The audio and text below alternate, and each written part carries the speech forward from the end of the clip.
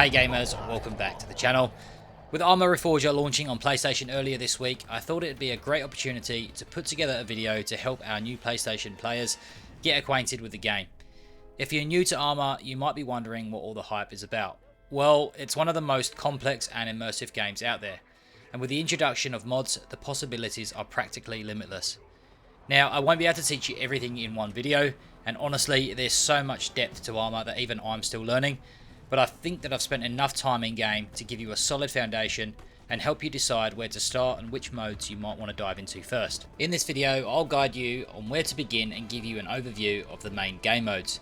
We'll cover conflict mode both for PvP and PvE, as well as Game Master, where you can create custom operations and scenarios for you and your friends, all while reacting to the action in real time. I'll also point you towards some great Discord communities where you can connect with others and get the most out of the game. So, without further ado, let's dive in and get started.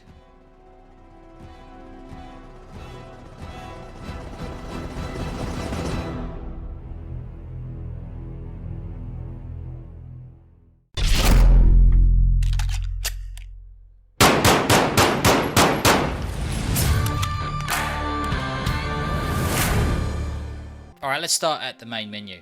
So, when you launch Arma for the first time, you'll be greeted with a few options. The very first thing I highly recommend doing is heading straight to the play section and jumping into the training mode. I know a lot of YouTube tutorials suggest this and it might just sound like a simple step, but trust me, it's something you won't want to skip. The training mode in Arma is incredibly valuable, especially when it comes to newcomers. It allows you to go at your own pace, whether you want to spend just a few minutes or hours learning the ropes. The tutorial will cover all the essential basics, from weapon handling, movement and driving, to more advanced skills like navigation, supply runs, and even flying helicopters. These are all fundamental skills that will make your experience much smoother as you dive deeper into the game. And while the game may seem overwhelming at first, having these basics down will make all the difference. What's even better is that the developers have recently updated the training mode, making it far more engaging and interactive. It's not just your typical dry tutorial. It's actually a fun and immersive experience that will keep you hooked while learning the ropes. So don't rush through it, take your time, and make sure you're comfortable with the mechanics before you head into the real action. How could you get all that way and not... I mean, look, the toilet's right fucking there, Private. Yes, sir. Get your shit together. We all got combat jitters. All of us. You hear? Yes, sir. In addition to the tutorial, you can also access the in-game field manual. This guide provides even more detailed information on topics that the tutorial doesn't cover, such as determining your approximate location, communication protocols, radio frequencies, and other essential in-game fundamentals. Once you're done with all that reading, it's time for some action. You can try offline mode, but it might be tough without teammates to help capture bases, so I recommend checking out the server browser for a PvP or PvE conflict game mode for a better experience. When you load into the server for the first time, you'll be prompted to select your faction. Be careful though, because once you choose, you can't change it until the server resets, even if you leave and rejoin. After making your choice, make sure you join a group with a few players in. Introduce yourself and let them know you're new. Hopefully there'll be somebody with experience to help guide you, or you might just find you're all new players and can help each other out. Once you're all set, it's time to deploy. Once you spawn in, you'll probably want to open up your map. In conflict mode, two teams battle head to head for control of the island, each aiming to dominate their opponents and secure victory. Both teams start at the opposite ends of the map, each operating from their own main base. The rest of the island is controlled by an independent AI faction, which holds various objectives in between. To capture a location, your team must have a radio network in range, indicated by a red line. Objectives that appear green in colour are ready for capture, whilst yellow objectives are out of range of your radio signal and cannot be secured. Pink objectives are special, and they are key locations that can decisively influence the outcome of the war. Holding these locations for a specific amount of time will determine whether your team wins or loses. You can extend your radio network's range by constructing radio antennas. This allows your team to capture more objectives simultaneously and potentially gain the upper hand over your enemies. A key element of conflict mode is the crucial role of suppliers. Resources dictate your team's ability to build structures, deploy vehicles, access weapons, and determine spawn points. You might even be tasked with serving as a logistics squad, ensuring your team has the supplies it needs for the next assault. It's important to note that these battles can last hours or even days, as they are large-scale, persistent conflicts. You'll want to commit more than just an hour to fully engage. However, the great news is that your progress is saved when you leave the server, so you don't have to stay on 24/7, unlike some of the die-hard players. One thing to note is that as you progress through conflict mode, you'll rank up and receive field promotions. These promotions are earned by completing supply runs, capturing objectives, supporting friendly units, eliminating enemies, and building up bases. As you rise in rank, you'll unlock access to better vehicles and weapons, making you a more valuable asset to your team. However, be cautious, as whilst promotions are earned through positive contributions, you can also be demoted for actions like friendly fire or killing yourself. So make sure you positively identify your targets and try and avoid blowing yourself up. Now that we've covered the basics and a brief overview, let's talk about where to start. When we first spawn in at the main base, things will be fairly quiet. There won't be much happening. Our first task is to head to the command tent and begin building essential structures for our team. The main base has a limited supply of resources, which will slowly regenerate over time. However, to sustain multiple bases later on, we'll need to conduct supply runs, which we'll discuss shortly. Our first priority should be to build an armory, allowing our team to equip themselves with weapons and ammo. The armory is organised with weapons and ammo on the left hand side, whilst equipment like bandages and radios on the right. We'll also need to construct a light vehicle depot to ensure that we have transportation available. Once we're prepared, we'll select an objective and assign ourselves to it.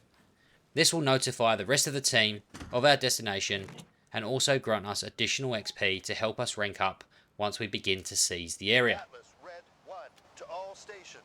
We're securing the objective at Point Maryland. Out. As you approach your objective, be prepared to encounter enemy patrols along the way.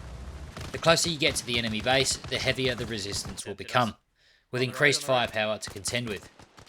To successfully seize a base, you must completely overpower the enemy forces and establish a dominant friendly presence within the area. The more friendly players present in the AO, the faster the capture process will be. Once the base is fully captured, the enemy flag will be replaced with yours, signifying that the location is now connected to your radio network and under your control.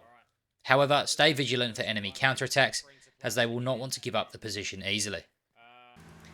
Next, you'll need to establish this base as a forward operating base.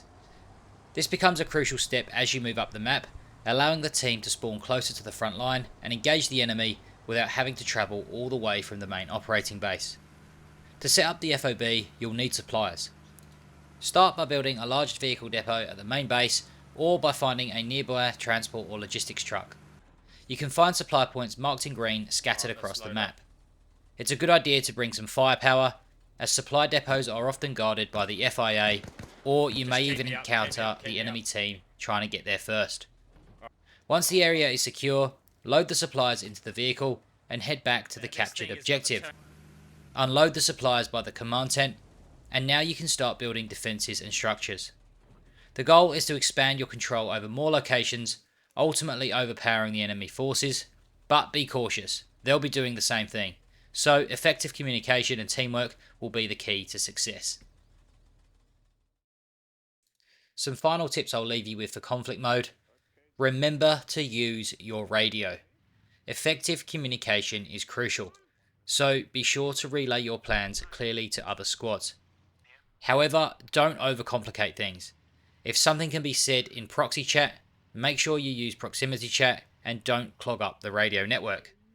And a key point is, if it feels like the enemy always seems to know where you are, change your radio frequency. In Arma, enemy teams can hear each other on proxy chat, and they can also loot enemy radios and tune into your frequency. So keep your communication secure and prevent them from foiling your plans. Okay, so let's talk about Game Master mode, or GM mode. This mode lets players step into the role of a godlike figure, granting them access and complete overview of the entire map and everything within it. As a Game Master, you can spawn in enemies, deploy vehicles, call in artillery, place obstacles in players' paths, or even strike them with lightning if you're feeling particularly powerful. What makes GM mode so exciting is the endless variety of experiences it offers. Every session is different, and the only limit to what you can create is your own creativity. Whether you're crafting complex scenarios or just throwing chaos into the mix, the possibilities are nearly limitless. But don't worry, if you're not the most creative person or you don't quite have the patience to set everything up, you can still join GM mode as a boots on the ground kind of soldier, and play through the scenarios that someone else has crafted. It's a great way to experience the fun without the setup. For me, GM mode is my favourite. It's what a lot of you might have seen me taking part in with the Milsim group that I'm a part of. It's incredibly fun, and if you're curious to try it, you can always start by playing around in an offline mode to get a feel for it. Once you're comfortable, you can then go and vote yourself in as the Game Master in a GM server, or you can even start your own server with friends, where you can create custom missions and operations. So, like I said, this isn't a how-to guide, it's more of an introduction to what GM mode is all about, and why it's such an exciting way to play. So, I highly recommend checking out when you get a chance. Well, I hope this has provided you with a solid foundation of what Arma Reforger is all about, and I hope that it's helped give you some confidence to start your journey. If you're a new player, don't hesitate to ask for help. Arma has an amazing community, and I've personally encountered many friendly and knowledgeable people who were more than willing to guide me when I was unsure about something. For the experienced players out there, keep it friendly, don't be a dick. If you see a new player in need of help, take a moment to lend a hand and share your expertise. I've included some of the Discord communities I'm a part of in the description below, so feel free to join and connect with some like-minded individuals. Thank you so much for watching, have fun and keep it crispy.